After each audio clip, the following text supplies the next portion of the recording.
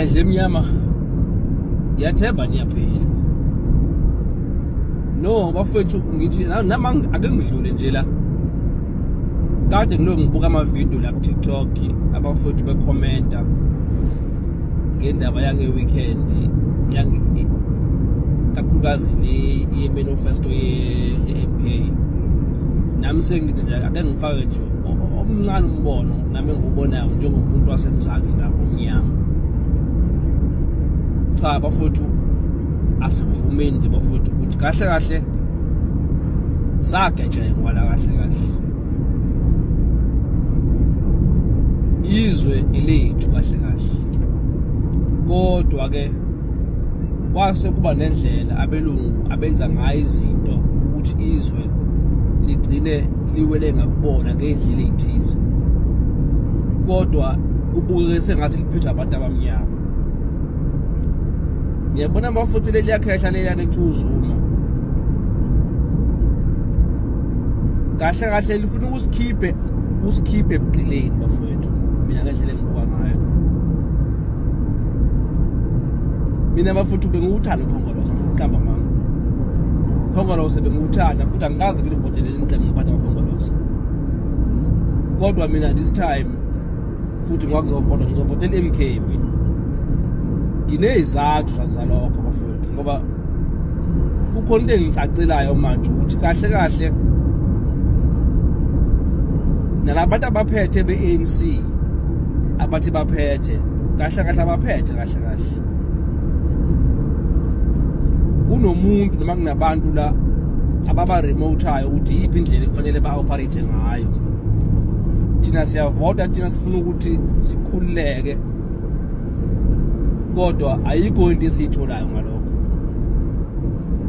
Yabona ngingahlala ngomgqibelo ngamlalelisisa futhi baba. Into akade ikhuluma lapha. Ayikho neyodwa lapha into kahle kahle lapho ongathi uyayiphikisa lapha yami. Ba umuntu omnyama. Kodwa futhi mawumlalelele ngoba ufuna ukumuzwa. Hayi ngoba kade ufuna ukumgxeka uma kade umlalela. So hayi impela mawungase ube umuntu omnyama kulolu khetho uphinde uvotele elinye iqembu ngaphandle kweMK.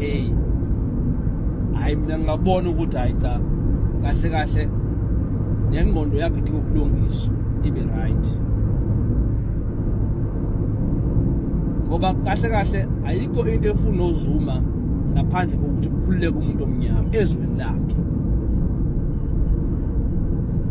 Angizobala into eziningi kodwa mhlawumbe ufuna ukungiphikisa ukuthi uZuma bathi abanye uZuma wahluleka 9 years ukulungisa izwe yini azoyenza manje. Mawuhlehlele emuva kumele kwesinye isikhathi uyenze lento ekuthiwa ile kunjani uphenyo. Uyiphenyele wena ungezwa ngabantu noma ngomuntu ukuthi hayi lo muntu uyabheda. Yabo ama video mawungabuka onke kaZuma even esawumongameli. uZuma ngakaza ukukhuluma umuntu ufuna ukukhuluma umuntu omnyama ebe umongameli. Uyachaza futhi uZuma ukuthi mawusuka umongameli weANC kula kunesigaba la ufuke ume khona kuthiwa la ukwazi ukudlula la kodwa bekodwa umongameli. Ngoba iANC ayikaze iliwina ukhetho ngo2/3 majority. Kuneyinqumo ngeke uzukwazi ukuzenza wedwa njengomongameli. Why athi fanele shaya u2/3 majority manje? Ingoba ufuna ukuthi akwazi ukuthi ashintshe izinto. For example nje bafutha ayishilo ngomgqibelo. Into leyo ukuthi fanele siphathwe ngomthetho wale ngaphandle iDutch law kanjani sibe sama Africans. Ayakho nisense leyo nto leyo bafutha ukuthi ngempela kahle kahle uze ungene ejele impela uboshwe ngomthetho ongawazi ongawona ngisho wala. Lamazwe lawa esikhonza kuona asitshelayo ukuthi yini ekufanele siyenze. Wona imost yawo akhonza amakhosi awo. Kodwa thina la sazi ukuthi umuntu omkhulu umongameli. Kanjani? uze wachaza wathi ikhansela lize libe ngaphezulu kwenkosi yendawo, umnikazi wendawo, kodwa kube ikhansela elingaphezulu kwenkosi. Kwenzeka kanjani lokho? Uhulumeni we-ANC yonke lo wenza kanjalo nje angithi. Silikhonza ikhansela, silivotele lihambe liyohlala emhlanga, abantu hlala emhlanga, lishiye la silivotelile, lishiye inkosi yalo la, ilivotelile inkosi ukuthi ilibeke ukuthi libe ikhansela. Inkosi isali ihlala ihlupheke la endaweni yayo, libuse ikhansela. Umuntu ka 5 years kunomuntu ozohlala iminyaka eyinkosi eyinkosini, singamazi nokuthi uyini.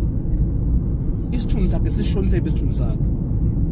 Hayi bafowethu, ngeke bafowethu, hayi nami bengithi angisike lijikayo nje, kodwa hayi ngeke bafowethu, hayi mina ngibizwela uzwe umuntu uthini. Futhi mina elami ivoti manje alisiyi imfihlo mina elami ivoti.